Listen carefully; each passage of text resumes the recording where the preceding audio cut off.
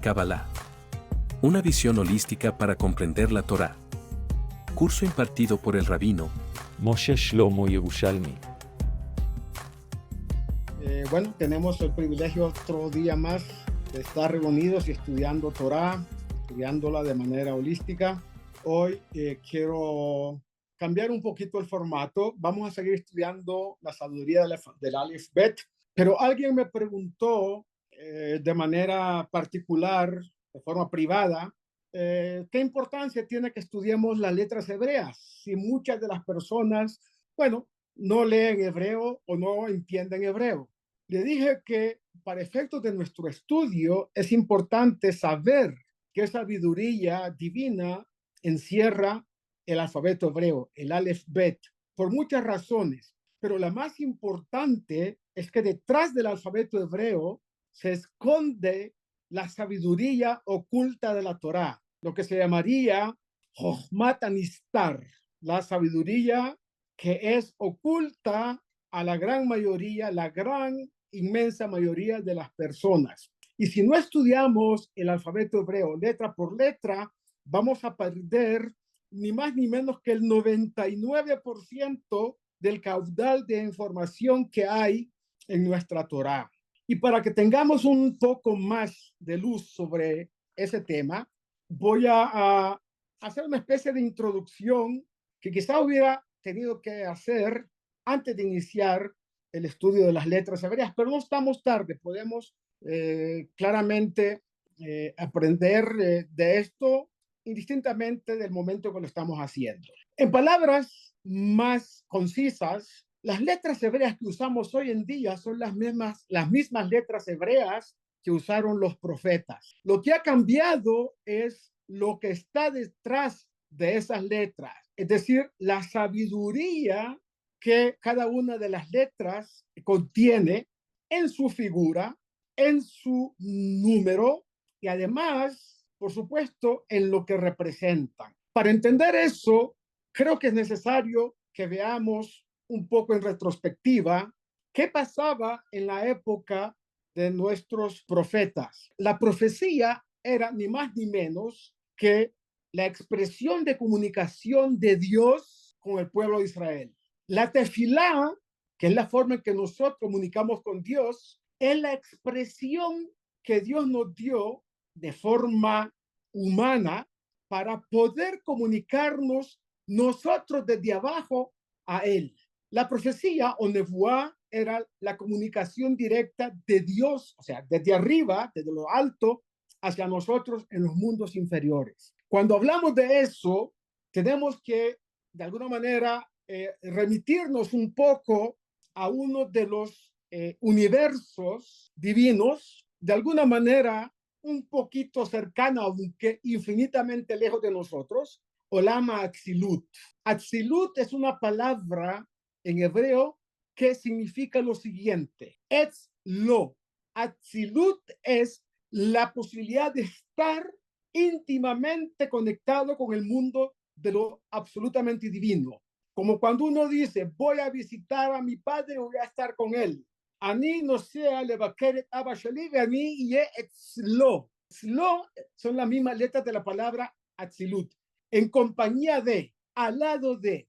Pero entonces, como dijimos que el Ensof es muy difícil que tengamos, por no decirlo imposible, una percepción directa de lo que es Dios a nivel de su universo más íntimo, para decirlo de alguna manera, y de la manera en que el hombre puede remotamente atisbar lo que es el mundo de lo absolutamente divino. Pero entonces en la palabra Atzilut podemos encontrar un pequeño atisbo. ¿Cómo se escribe la palabra Atzilut? La palabra Atzilut se escribe Aleph, Tzadi, ¿sí? Lamet, Vav, Taf. Esa palabra Atzilut se puede descomponer en dos palabras. La palabra Ot, Aleph, Vav, Taf de Atzilut. Ot significa señal o letra. Y la palabra Tzel, Tzadi, Lamet, que significa sombra, que puede también significar reflejo. Entonces, la manera que tenemos nosotros de atisbar el mundo de lo absolutamente divino es a través de las letras hebreas. Ot es una letra, también señal. Itzel es sombra o, de alguna manera, proyección oscura de aquello que arroja luz. Por lo tanto, dicen nuestros sabios, los cabalistas, que las letras del alfabeto hebreo es una manera de aproximarnos, de atisbar de alguna forma el mundo de lo absolutamente divino. Luego se desprende de eso una enseñanza de nuestros sabios, los cabalistas, de que a través de la sabiduría del alfabeto hebreo podemos tener la posibilidad de aproximarnos, así sea de manera remota, a lo que es absolutamente divino. La letra de Atzilut, o sea, Aleph, Vav, Tav, Ot, es una señal que nos puede indicar que es realmente un reflejo de lo absolutamente divino. Y ahí eso viene la palabra Tzel, es como una sombra, cuando hay luz, proyecta una sombra, y entonces, de alguna manera, atisbamos como un reflejo un tanto oscuro, que es la proyección de lo divino. Dada esta explicación, vamos a tener necesidad de aproximarnos al tema de las letras hebreas como mecanismo, como una manera de formar palabras, frases o oraciones, mejor dicho, tefilá. A través de la tefilá, el hombre tiene, por un lado, el privilegio, si lo hace correctamente, de acercarse a la conciencia divina, de que la conciencia divina lo escuche, si es capaz de utilizar esa herramienta que es el alfabeto hebreo. Si eso es así, vamos entonces a incursionar un poco en el mecanismo. Nos estamos adelantando a lo que vamos a estudiar con mayor detalle más adelante, pero quiero que esto sirva como una introducción para seguir entendiendo cuál es la importancia de estudiar la sabiduría del alfabeto hebreo, los misterios que encierran estas letras y la manera como podemos nosotros aprovechar ese conocimiento. Entonces, para aproximarnos a Dios, lo primero que debemos de hacer es realmente aceptar la soberanía divina de todo lo creado, incluyendo mi yo, mi cuerpo, mi alma y lo que me circunda. Así es como empezamos la Amidá, diciendo Adonai, que significa literalmente que yo acepto que Dios es rey, Él es el soberano y yo rindo pleitesía, honor y reconocimiento al Rey de Reyes. Y cuando empezamos la Amidá decimos Adonai, Sefatay Tiftach, Ufeya la deja. Estamos reconociendo que tú eres el rey, que tú eres el soberano, y yo como tu siervo, como tu servidor, me aproximo a ti porque tengo una solicitud, una bakashá, se dice en hebreo, una petición. Rashi explica allá, porque ese versículo, Adonai, Sefatay Tiftach, Ufeya la deja, hace parte de los salmos del rey David. Y cuando David Amelech se aproximaba a Dios, lo primero que hacía es reconocer quién es el verdadero rey. Pero dice Rashi algo importante. La traducción que hace Rashi de la palabra Adonai es algo que literalmente va más allá de la expresión de soberanía. Dice Rashi, Mahol. Mahol significa solicito de ti el perdón de mis pecados. Está escrito que nadie puede aproximarse a Dios a menos que sea un tzadik. ¿Qué significa un tzadik? Una persona que pecó, por un lado, pero Dios le perdonó. O una persona que nunca pecó. Como nosotros no somos arrogantes, ni tenemos la chutzpah, la cara durez de decirle a Dios, nosotros somos perfectos, no hemos pecado. Y por eso yo puedo pedirte a ti que escuche mi oración. Empezamos humildemente. Adonai, es decir, reconozco que tú eres el rey, pero además reconozco que frente a ti yo soy un pecador, he pecado. Límpiame de esas faltas, entonces podré tener el mérito que abras mis labios y yo pueda pronunciar tu alabanza y hacer el pedido que solicito. Adonai, Sefatay Tiftach, Ufia la teja, es el comienzo de reconocer a Dios como soberano y solicitar humildemente a Dios que perdone mis faltas para yo tener el mérito de que Él mismo abra mis labios y mi boca pronuncie las alabanzas y las peticiones que yo tengo para con Él. De acá se desprende otra cosa, la importancia de rezar en hebreo. No es que el rezo en otro idioma no tenga valor, claro que tiene valor, pero cuando se hace en hebreo, toda la inmensa riqueza y sabiduría que está encerrada en las letras hebreas que forman palabras, que forman oraciones, que forman la tefilá, hace que todo lo que yo tenga en mi corazón se deposite en esas letras, en esas palabras y sean ofrendadas y elevadas a Dios como una petición que Dios no puede desechar. ¿Y cómo?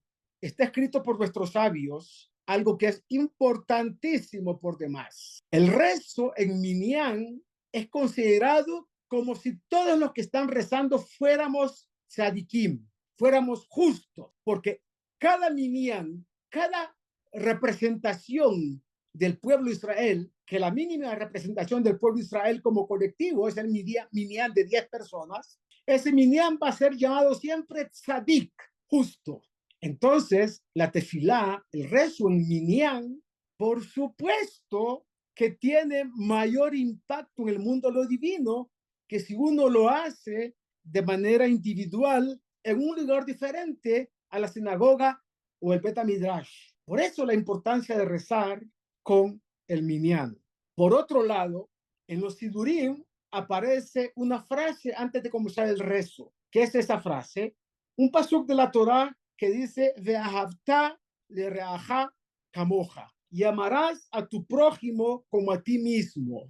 Quiere decir que todo aquel que es prójimo mío, vale decir, es judío, vale decir, comparte mis valores comunes al pueblo de Israel, que es el judaísmo, vale decir, en el caso de una persona que no sea judía, que reconoce al Dios de Israel como el Dios único y verdadero, no humanizado y no tiene que ver nada con figuras de ningún tipo. Entonces, esa persona se encuentra también en el mismo casi nivel de aquel que se llama mi prójimo. ¿Por qué? Porque comparte mis valores. ¿Qué se desprende de esto? Una parte importante del protocolo del rezo. Una persona no puede rezar en un recinto donde haya una persona que tenga un pleito con cualquiera de los que están presentes allá. ¿Por qué? Porque hay dos conceptos que no pueden estar dentro de la conciencia divina cuando estamos en contacto con Dios a través del Minyan. Uno es tener odio por un hermano judío y dos, envidia a un hermano judío. La fuente de eso está dada en la Biblia en el libro de Esther, capítulo 4. Dice lo siguiente. Allá está relatando que cuando Mordejai se dio cuenta de que se estaba fraguando en el interior del palacio, porque Hamán quería destruir al pueblo de Israel, Mordejai, que era el tío de Esther, se vistió de sac. Sac era un saco de luto. Entonces dice el pasuk allá que la reina Esther mandó decirle a Mordejai que saque de su cuerpo el sac, esa vestimenta de luto. Miren lo que dice el pasuk acá. Dice lo siguiente: ¿Quién lavó el sha'ar habelech belevush sac? Uno no puede presentarse delante del rey, una alusión a Dios, belevush sac, cuando está revestido de sac. Dicen nuestros sabios, los cabalistas, ¿qué significa sac? Son dos letras en hebreo que es una sin y una kuf. La sin tiene que ver con sin'a, odio. Sin'a significa odio y la kuf, kin'a. Kin'a significa envidia. En un minyan, cuando uno va a rezar a Dios, el rezo no tiene efecto si alguien tiene odio por otro hermano judío ahí, aunque no sea odio, que tenga un cierto sentimiento negativo o sienta envidia por alguien que está en el minyan. Por eso decimos antes de rezar, he aquí que yo recibo sobre mí la mitzvah de amar a mi prójimo como a mí mismo. Me cabe alay, le cae mitzvah, ¿sí? La mitzvah de Ve'ahavta le'reaja kamoja. Eso es otra parte del protocolo de acercarse a Dios, porque si uno no se acerca de la manera correcta, entonces tampoco nuestras oraciones son escuchadas. Así sea que estemos en Minyan y el Minyan se llame, que está compuesto en su conjunto por tzadikim, por gente justa, ¿ok? Entonces, cada uno debe liberarse de esos sentimientos y ojalá no existan porque dividen al pueblo de Israel y crean algunas pantallas, cortinas entre nosotros y Dios. Por otro lado, siguiendo este protocolo, está escrito en algunas sinagogas, muchas sinagogas, sobre todo Ashkenazim, sinagogas de nuestros hermanos Ashkenazim, allá enfrente en el Aarón HaKodesh, da lifnei mi ata omed. Deberás tener conciencia, conocimiento delante de quién te encuentras. La palabra que utiliza es mi, ¿sí? Mi es una mem y una yud que alude a Dios en su condición de rey, melech de la mi, yud Israel, rey del pueblo de Israel. Y eso, la connotación es que aceptamos su soberanía y sabemos frente a quién nos encontramos, tenemos conciencia. Y una vez que tengamos conciencia de quién está frente a nosotros, porque no es que nosotros estemos frente a él está frente a nosotros, que es diferente. Cuando yo sé que él está delante mío, mi conciencia de lo divino se expande. Y no es lo mismo decir, yo estoy delante de Dios. O sea, como si yo soy el que ha sido invitado allá atrayendo a la divinidad. No, hay que entenderlo en el otro sentido. Al llegar yo a estar dentro del minyan, en la sinagoga, quien de manera real, concreta, se encuentra delante mío, delante del tzibur que reza, delante de del cajal, es Dios mismo, ¿me entiende?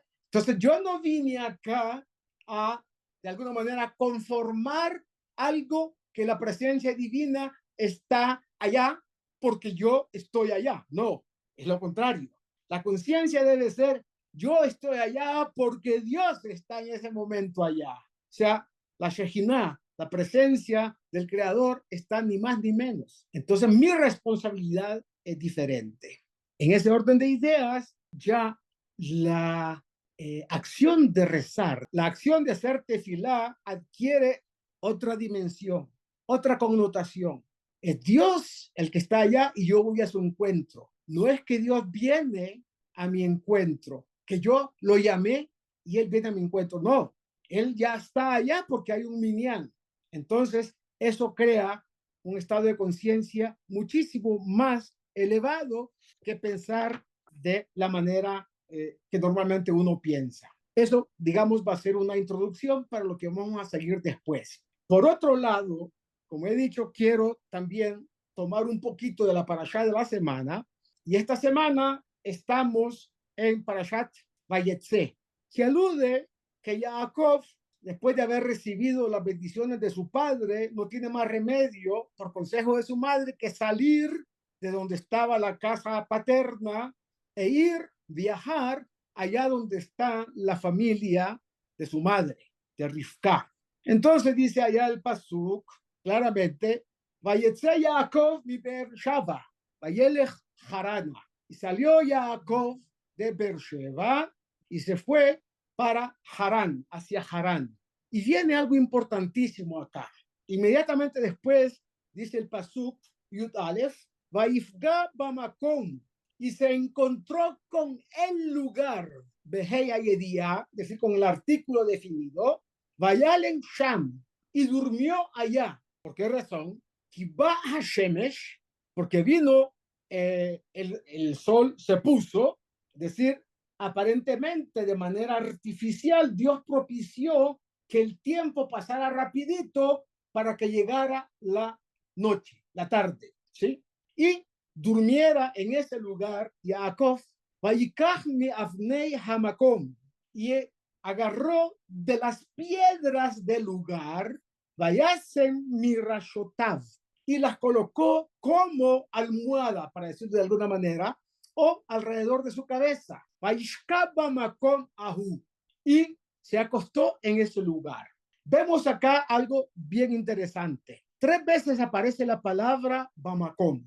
La palabra Makom, por las letras que lo conforman y por el espíritu y sabiduría divina que conforma esa palabra, alude ni más ni menos que a la omnipresencia de Dios. Porque multiplicando el número 26, que es el valor numérico de la palabra Yud-Kei Vav-Kei, el nombre de Dios, 26 por 26, ¿cuánto nos da, señores? ¿Alguien me puede decir? Señor Rabino, es 676. Exactamente, como el valor numérico de la palabra Macom. ¿De qué manera se lleva eso? Para ser más específico, vamos a hacer la operación y quiero hacerlo detenidamente para que entren en el detalle de lo que estamos diciendo acá. Multipliquen 10 por 10. 10 por 10 es 100. Después 5 por 5. La letra G del nombre de Dios. 25. Sí, después 6 por 6. 36. ¿Ok? Nos da 280. Y 5 por 5. 25. Sumen 100 más 25 más 36 más 25. ¿Cuánto les da? 186. Exactamente. Ahí viene el factor de la multiplicidad de la presencia divina en todos los aspectos. Entonces, la palabra Macón, que aparece 3 veces, es una alusión al Todopoderoso en su función de omnipresente. ¿Y qué descubre Jacob allá? Descubre lo siguiente. Vaya Jalom, soñó, Vejiné Sulam Utzab Arza de Roshon Magia Hashamaima. Vejiné Malachei Elohim Olim Teyortim Bo. He aquí que Jacob soñó y de repente ve una escalera, Sulam, Mutzav, que se encuentra la parte inferior en la tierra y la parte superior, Roshó, toca el cielo. Magia Hashamaima, toca el cielo. ¿Y qué descubre allá? Dice, Hine Malachei Elohim Olim Teyortim Bo. Y aquí que ángeles suben Y bajan. y bajan. ¿Pero por qué suben? ¿Acaso los ángeles no están arriba? Y normalmente la primera acción es bajar. Y acá dice que suben. Miren lo que descubre Jacob, que a través de las súplicas, él, sus padres y sus descendientes, que somos nosotros, crean ángeles que suben hacia lo divino, llevando nuestras peticiones y alabanzas a Dios en forma de ángeles. Y después, en forma de ángeles, bajan hacia nosotros por la escalera, que es la oración, que es la tefilá, que es el protocolo de conectarnos con Dios, porque estamos con los pies sobre la tierra, pero nuestra cabeza, nuestra mente está en el cielo. Entonces nuestras peticiones son aceptadas y cumplidas por Dios, transformando todas esas peticiones en ángeles que bajan a nosotros. Es decir, concretando lo que nosotros solicitamos de Dios. El siguiente versículo, el 13, dice, Vejiné Adonai Nitzav Alav. Y aquí que Dios, Yud Kei Vav Kei, el nombre de Dios, Nitzav, se encuentra Alav. Aquí hay una posible diferencia de interpretar. Si la palabra Nitzav Alav significa sobre la escalera, o si Nitzav Alav significa sobre Jacob, sobre el patriarca. Cualquiera de las dos que sea la verdadera, o ambas que son la verdadera, significa que en el momento de la tefilá, Dios está sobre nosotros, sobre la tefilá que estamos haciendo. Vayomar, Ani Adonai Elohei Abraham Avija, ve Elohei Yitzhak, Haaretz asher atayo shochev alea, leja etenena, o lezarajá. Y Dios le dice aquí que yo soy Dios, el Dios de tu padre Abraham, que en realidad Abraham era el abuelo de Jacob. Abraham Avija, tu padre Abraham, y el verdadero padre biológico era Isaac. Y ahí la Torah no dice tu padre. Ve Elohei Yitzhak, punto. Y el Dios de Yitzhak no le dice tu padre, que era el padre biológico. Le dice Haares, esta tierra donde tú estás acostado sobre ella, te la voy a entregar a ti y a tu descendencia. Esa es, entre otras cosas, la frase que escribió de argumento para David Ben-Gurión, el primer ministro que tuvo el Estado de Israel, en las Naciones Unidas, decir, aquí está el lugar en esta Biblia reconocida por todo el mundo como palabra de Dios, donde se está diciendo que esta tierra pertenece a los descendientes de Jacob. Pero hay más. Y tu descendencia será como el polvo de la tierra, etcétera, etcétera, y te vas a extender por toda la tierra. Hay mucho que hablar de eso, pero lo más importante es lo que viene a continuación. Vaikas Jacob Mishenato, y se despertó Jacob de su sueño. Vayomer, y dijo, Ajen, dice, de verdad, Yesh Adonai Bamakom. He aquí que de verdad Dios está en este lugar. De Anoji lo yadati, y yo no sabía. El Zohar HaKadosh dice que Jacob vio allá 4 figuras que estaban en algo que se llama Hamerkavá, el carruaje divino. Una figura tenía la cara, ¿sí?, de un toro. Hay que entender que no se trata de un toro, sino hay que ver cuál es la esencia que eso quiere decir. Lo vamos a estudiar con más detenimiento adelante, allá más adelante, para entrar en los detalles. Un toro, un keves, ¿sí?, según otra opinión, era un arié, un león, ¿sí?, un nesher, un águila, un keves, o sea, un cordero, y una yud, que representaba a un hombre. Dice, de acá veo que yo también estoy en esa Merkabah. Anoji significa y yo. La yud de Anoji, ¿sí?, es la yud de Jacob, el nombre de Jacob. De acá se desprende que cuando nosotros rezamos utilizando el alfabeto hebreo, nos convertimos en carruaje, comillas, Merkabah de la presencia divina. La presencia divina, como dice Tikkunei Zohar en el Tikkun 32, se pone sobre nosotros, la Shejinah, y nosotros conformamos parte de esa conexión con el Ein Sof. Imagínense la importancia de rezar la Amidá en la forma que nos están diciendo nuestros sabios. Y yo, dice Jacob, no sabía que yo soy parte de este carruaje divino. Cada uno de nosotros es parte de eso. La palabra leharkiv o merkabah significa conformación de la manera en que la presencia divina se desplaza desde su lugar allá infinitamente lejos de nosotros hasta el lugar donde nosotros estamos. Es el desplazamiento, por eso se le llama carruaje, como si Dios tomara un carruaje y se desplazara hasta donde estamos nosotros. Este es el secreto de utilizar el alfabeto hebreo para entrar en el mundo de lo divino. Y yo no sabía.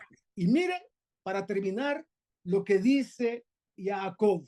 Vayirá, vayomar, manoraja makom, otra vez la palabra makom, hazé, este lugar, enze, kiim, bet Elohim, veze, shar hashamayim. Qué grande, qué terrible, comillas, en el buen sentido, es este lugar. Este lugar no puede ser sino la casa de Dios y la puerta del cielo. ¿Cuál era ese lugar? Ese lugar era el monte Moriah, donde el Bet HaMikdash se construyó, donde Abraham Avinu hizo Akedat Yitzhak, y donde Adam Arishon, el primer hombre, fue conformado con el polvo de ese lugar que había sido ya elegido por Dios para un sitio de conexión con el mundo de lo divino. Entonces, lo que nos está diciendo Jacob acá es que el lugar donde estuvo el Bet HaMikdash, donde está hoy el Kotel, es el lugar donde las tefilot del pueblo de Israel deben converger, llegar allá, y de ahí, ya que es la casa de Dios y la puerta de los cielos, sube la tefilá de cada judío hacia el lugar de lo divino. Todo eso se desprende de que, si lo leemos literalmente, sin entender qué está más allá de las letras hebreas y de estas palabras, vamos a leer el cuentico simple y sencillo que Jacob se durmió allá y tuvo un sueño, que tuvo en realidad fue una conexión con el mundo de lo divino, con el mundo donde el Ein Sof es mucho más perceptible, ¿ok?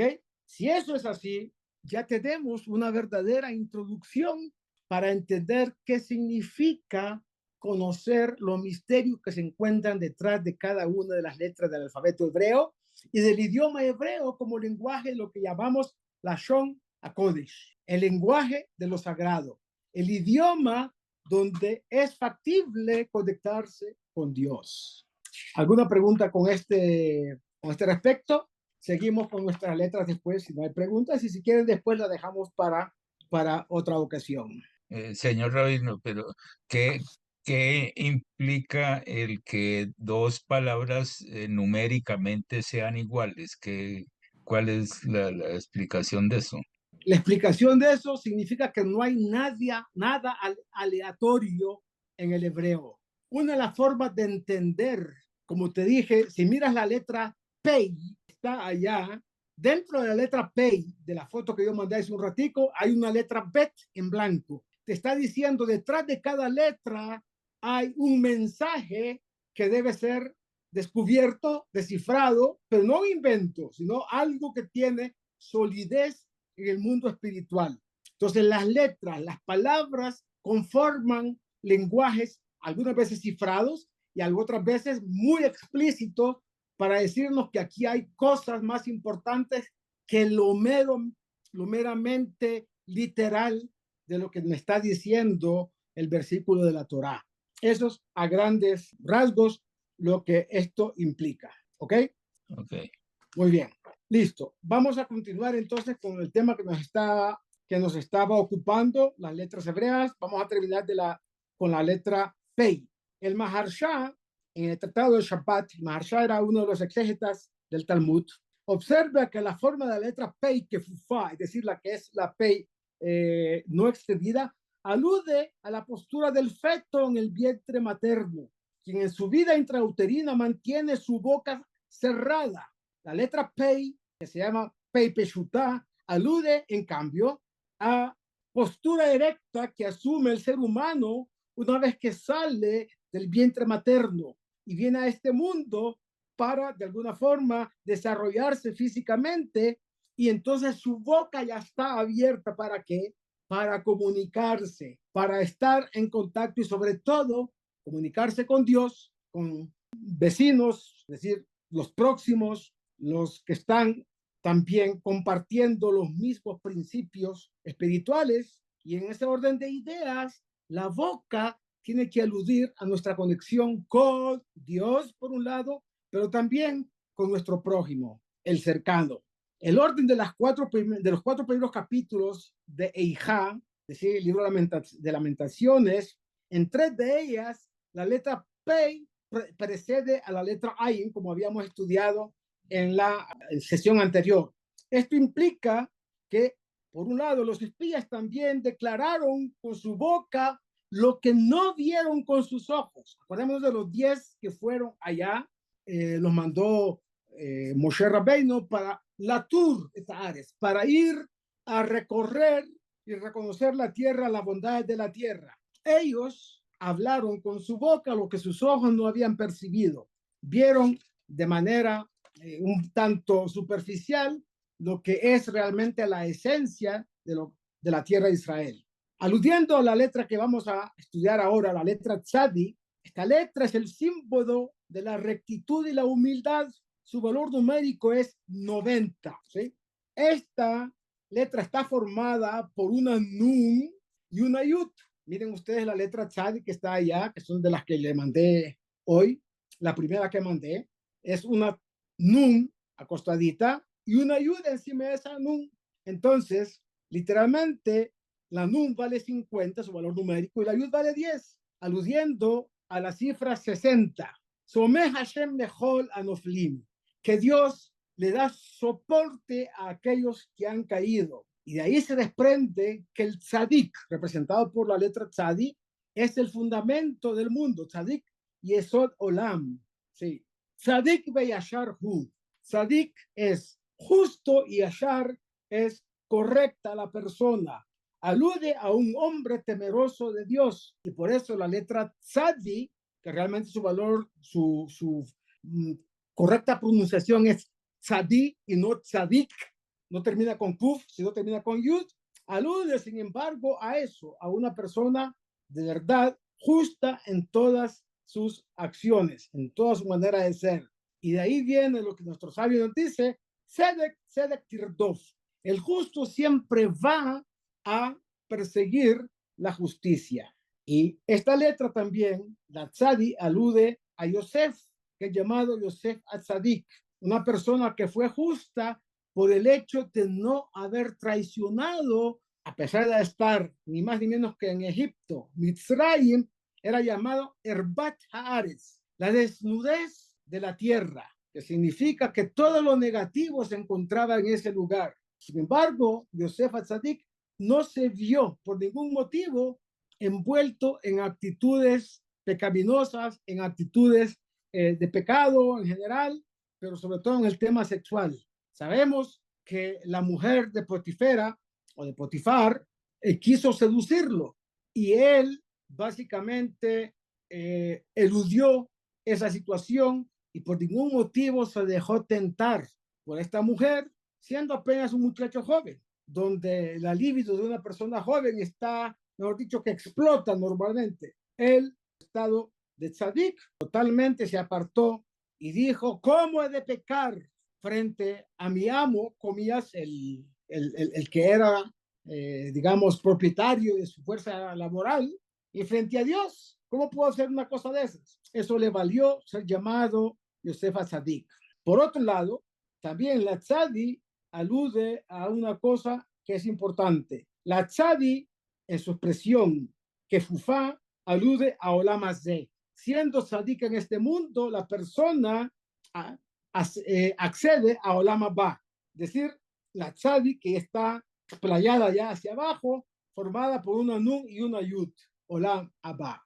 La próxima letra, y estoy corriendo para poder realmente terminar lo antes posible con este tema y entrar en otros temas más profundos más adelante. Estamos ahora viendo la letra Kuf.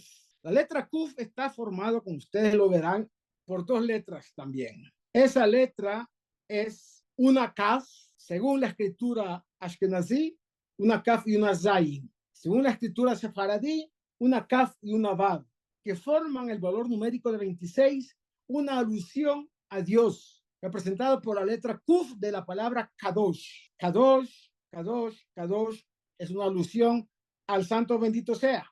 Y eso está expresado por la frase en Kadosh Kadonai. No hay más santo consagrado que Dios mismo. Alude también a su omnipresencia, pero además también a la redención de las chispas divinas que han caído como consecuencia del pecado del primer hombre y han caído en diferentes topografías del planeta Tierra. Entonces la letra Kuf, símbolo de la santidad, alude al número 100, su valor numérico. Dicen nuestros sabios, parafraseando lo que dice el Talmud, y el Talmud lo habla sobre un pasuk de la Torah que dice, Ve'ata Israel, ma Hashem Elokeja shoel mi'imach. Y ahora Israel, dice Moshe, ¿qué es lo que quiere Dios de ti? ¿Qué es lo que quiere Dios de ti?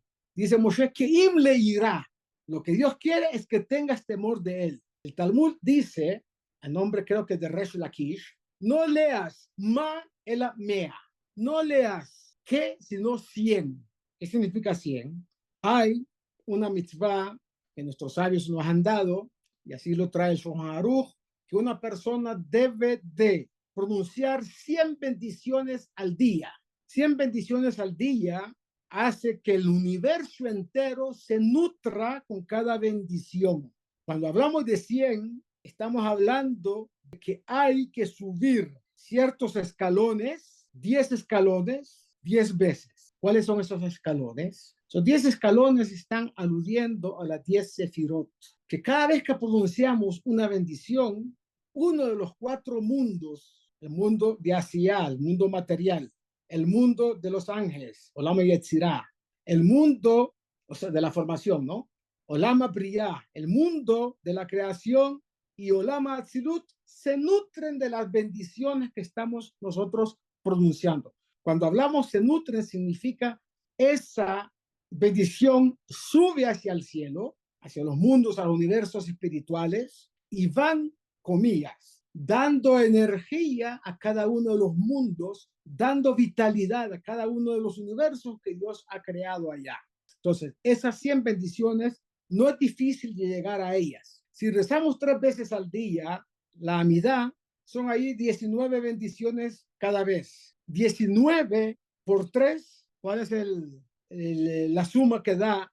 19 bendiciones pronunciadas 3 veces, da la palabra 57, el número 57. 57 en hebreo se escribe Zain Nun.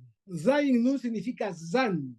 Hazan etakol, el que nutre, el que alimenta a todos. Quiere decir que cuando nosotros estamos rezando 3 veces al día, la amidad, estamos dándole no solamente el privilegio de nuestra alma de conectarse con el Todopoderoso, sino además de alimentar por mi intermedio todos los universos creados por Dios. Y en compensación que recibo yo, que también Dios me manda todo aquello que yo necesito, me nutre. Primero, alimento, zan, alimento. 2, parnasá. 3, salud. 4, unifica al pueblo de Israel entre nosotros mismos acá. Esos son 4 beneficios simples y sencillos. Hay más, muchísimos más. Tiene que ver con salud, tiene que ver con estados de conciencia muy, muy elevados, próximos a la conciencia divina. Y de esa manera ascendemos y nos desarrollamos íntegramente, no solamente a nivel material, sino también a nivel espiritual. Entonces, es importante saber lo que dice el versículo, Kedoshim tiyu kikadosh ani. Dios dice, santos seréis, ¿quiénes? Ustedes, el pueblo de Israel. ¿Por qué? Porque yo, Dios, soy santo. ¿Qué significa? Tenemos muchas cosas en común con el Todopoderoso. Es un privilegio que Dios nos da. Estamos interactuando en el ámbito de lo sagrado de manera permanente y correcta. Entonces, Rabbi Pinhas dice algo importante. Prushim tiyu, no diga Kadosh, santo, sino apartado de a todo aquello que lo aleja de Dios. Y todo aquello que nos aleja de Dios es una cantidad de cosas que alimenta el lado oscuro de la creación, las fuerzas oscuras.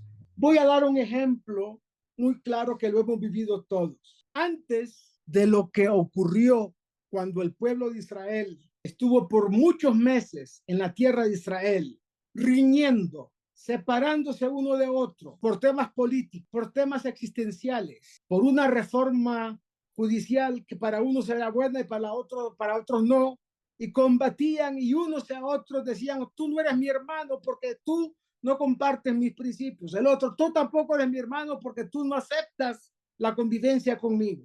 ¿Qué hizo Dios? Como estábamos separados, al estar desunidos, atomizamos la conexión de Dios con nosotros mismos y permitimos que las fuerzas oscuras de la creación penetren y crean caos entre nosotros. Muerte por un lado, todo lo que ocurrió el 7 de octubre.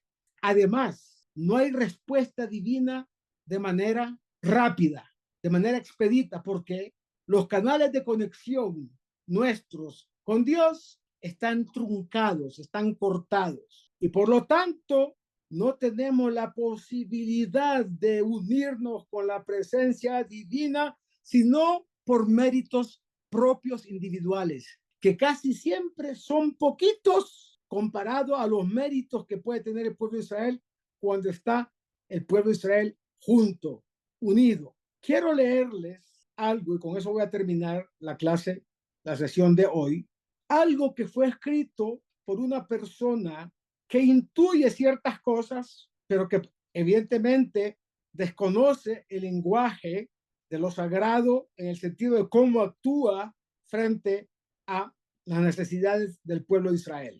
Si me permiten, vale la pena que lo entendamos. El artículo se llama Jamás ha desatado los monstruos de Occidente. Miren lo que dice allá. Eso apareció en un artículo en inglés. Miren lo que dice acá. Vivimos en un momento apocalíptico, cuando algo verdaderamente espantoso, escondido durante mucho tiempo, justo debajo de la superficie de la vida cotidiana, está surgiendo en la tierra. La tortura, violación, masacre y secuestro de aproximadamente 1.200 israelíes el 7 de octubre fue solo el comienzo de esta revelación que ya conocemos todos en Occidente. En Occidente, la carnicería de Hamás ha desatado estallidos de antisemitismo y manifestaciones masivas y cada vez más violentas de apoyo a los terroristas, curiosamente, ¿no? O sea, nuestra división ha creado fisuras donde las fuerzas oscuras de la creación entran a participar y a crear caos. Como un monstruo mítico que periódicamente emerge de la hibernación para masacrar a lo largo y ancho, la bestia ruda, al parecer simplemente, está estirando las piernas. ¿Cuál es la bestia ruda que está ahí? Aquello que simboliza lo oscuro de la creación, las fuerzas negativas. Y apenas estamos empezando a ver su tamaño. Es importante comprender el verdadero mal que ahora nos amenaza. Jamás ha sido llamado, comillas, bárbaro, pero eso no es una descripción suficiente de su salvajismo primitivo. Los griegos llamaban barbaroi a los no griegos, porque sus palabras sonaban como un balbuceo en sus oídos. Bar.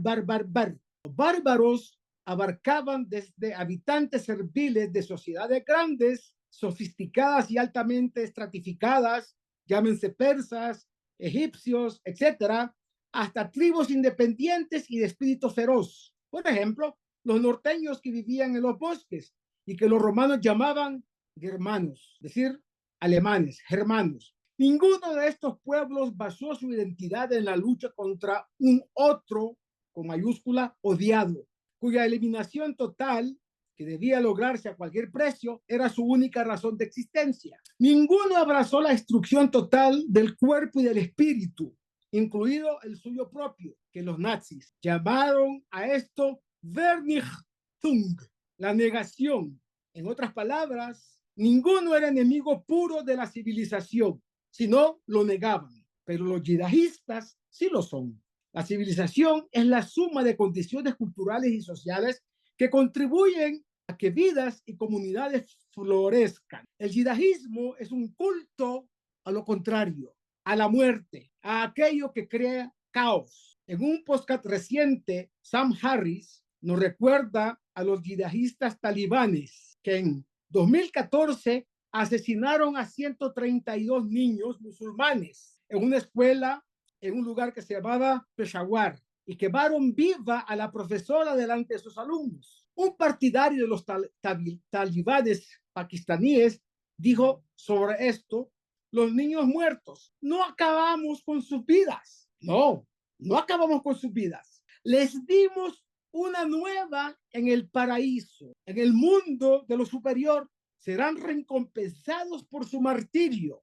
El hecho que los asesinamos acá les dará el derecho, el mérito a llegar al paraíso y tener una nueva vida más amplia y feliz. Al fin y al cabo, también nosotros nos martirizamos con ellos. Es decir, al cometer el asesinato, ellos también se sienten que fueron martirizados. Estas palabras son en sí mismas apocalípticas. Desde la perspectiva del fundamentalismo islámico, no hay ser humano que no merezca morir.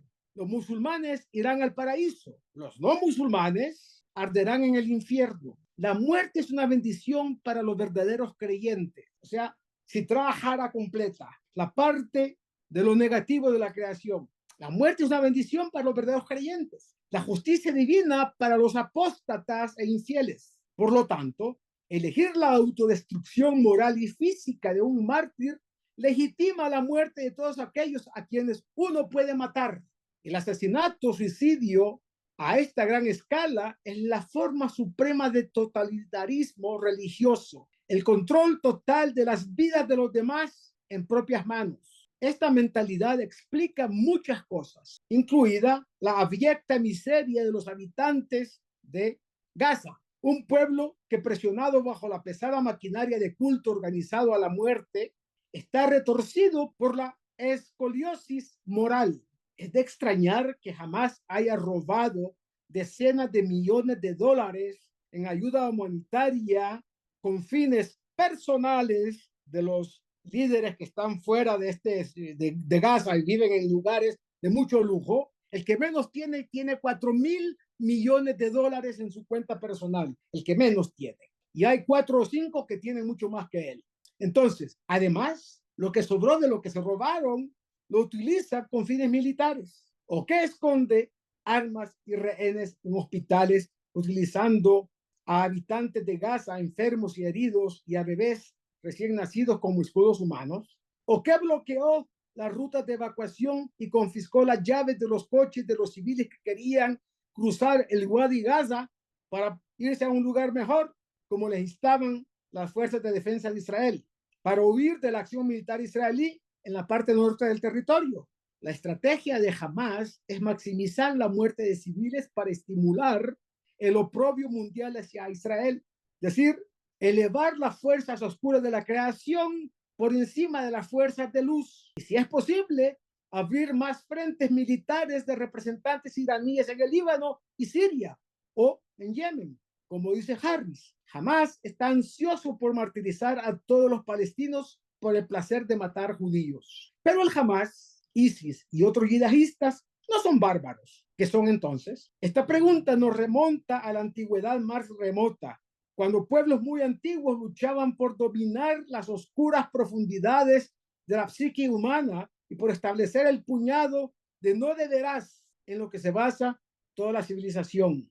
Curiosamente, los impulsos tribales más primitivos se expresan hoy mediante la última tecnología digital. Hay una grabación de una llamada telefónica que un terrorista de Hamás hizo a sus padres el 7 de octubre. El audio captura un drama humano tan antiguo como la historia registrada. Un hijo busca la aprobación de sus padres por su destreza en el asesinato, pero hay algo profundamente retorcido en su conversación. Dice, transliteración de las frases que él utilizó para comunicarse desde un teléfono de una víctima que él había asesinado. Hola, papá, grita el hijo. Les hablo desde el kibutz de Falsim. Abre mi WhatsApp y ahora verás a todos los que he asesinado. Mira cuántos maté con mis propias manos. Tu hijo mató judíos, papá. Papá, te estoy hablando desde el teléfono de una mujer judía que acabo de asesinar. La maté y maté a su marido. Maté a 10 con mis propias manos. Papá, 10 con mis propias manos. Todo el tiempo su padre repite, Allahu Akbar, Allahu Akbar, Allahu Akbar. Un poco más tarde, el joven dice, mamá, tu hijo es un héroe. En la Ilíada de Homero, el troyano Héctor imagina el día en que su hijo, aún pequeño, regresará a casa de la batalla llevando el equipo ensangrentado del enemigo mortal que ha matado en la guerra.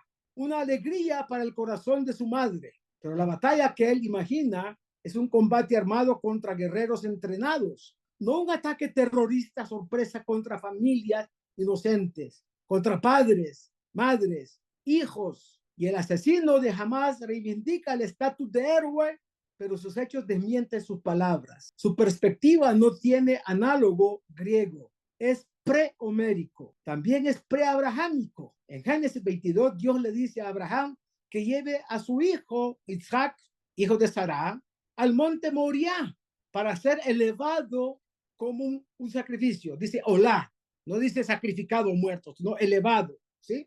Isaac encarna la totalidad de las esperanzas de Abraham, ya que Dios ha establecido con sus descendientes su alianza eterna.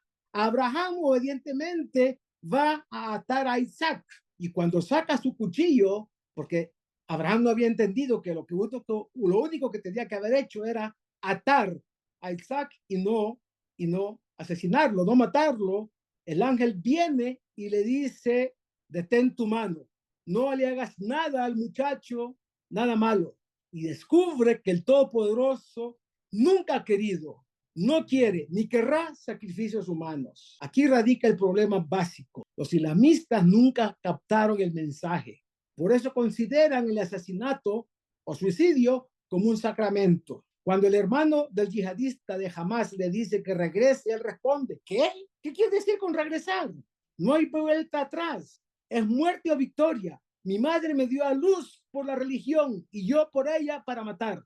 En otras palabras, ella les dio a luz para que él pudiera promover la causa de la muerte indiscriminada. Y pregunta acá el autor, ¿por qué el Islam sigue siendo un terreno fértil para tal locura? ¿Por qué? Porque ellos hablan de Dios como Akbar, el más fuerte, el que es capaz de hacer todo, el más grande. Viene de Geburah. Pero nosotros los judíos hablamos ¿de qué? De que Dios es misericordioso. El Rahum Behanun, el Hapayim Berav Gesed. Dios representa las fuerzas de luz de la creación. Es la fuente de esas luces, de eso que es increíblemente hermoso, espiritualmente exaltado y elevado. Los otros alaban la muerte, lo oscuro, lo negativo, aquello que tiene que ver con los instintos más básicos, más primitivos y más deshumanizados que tiene un ser humano. Esa es la gran diferencia. Entonces, literalmente, sigue mucho más, pero eso es lo que más condensa esto. Literalmente lo que está diciendo este señor, no sé si es judío o no, pero intuyó cuál es la diferencia entre ser generador de bien y de lo contrario.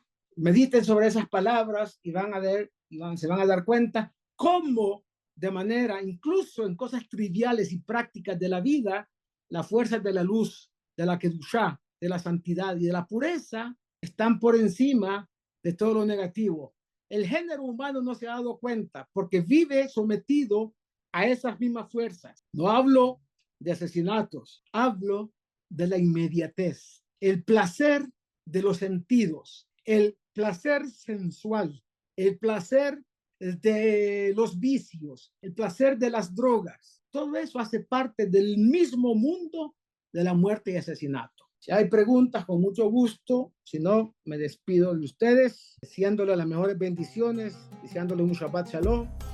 Kabbalah. Una visión holística para comprender la Torá. Curso impartido por el rabino Moshe Shlomo Yerushalmi.